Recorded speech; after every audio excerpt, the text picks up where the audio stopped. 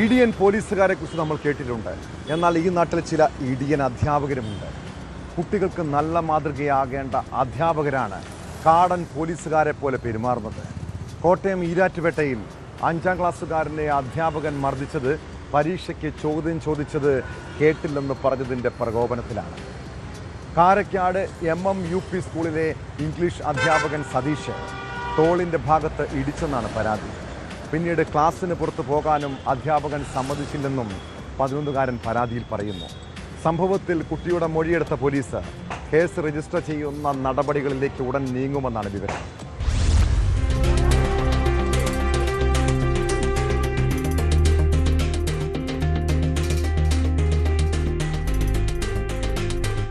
Erattupetta Karakkad MMUP സ്കൂളിലെ അധ്യാപകനെതിരെയാണ് പരാതി.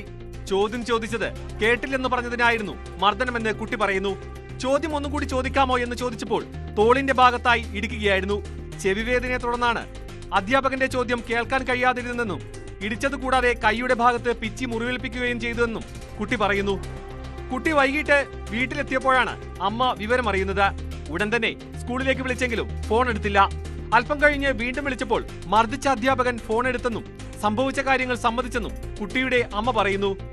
English അധ്യാപകൻ സതീഷിനെതിരെയാണ് കുട്ടിയുടെ പരാതി. പോലീസിൽ വിവരമറിയിച്ചതിനെ തുടർന്ന് പോലീസ് എത്തി കുട്ടിയുടെ മൊഴി എടുത്തു. പ്രാഥമിക അന്വേഷണത്തിന് ശേഷം കേസ് രജിസ്റ്റർ ചെയ്യുന്നതിനടക്കമുള്ള നടപടികളിലേക്ക് കടക്കുമെന്നാണ് പോലീസ് നൽകുന്ന വിവരം. അധ്യാപകന്റെ മർദ്ദനത്തിൽ കൈക്ക് ക്ഷതമേറ്റ കുട്ടി ആശുപത്രിയിൽ ചികിത്സയിൽ തുടരുകയാണ്.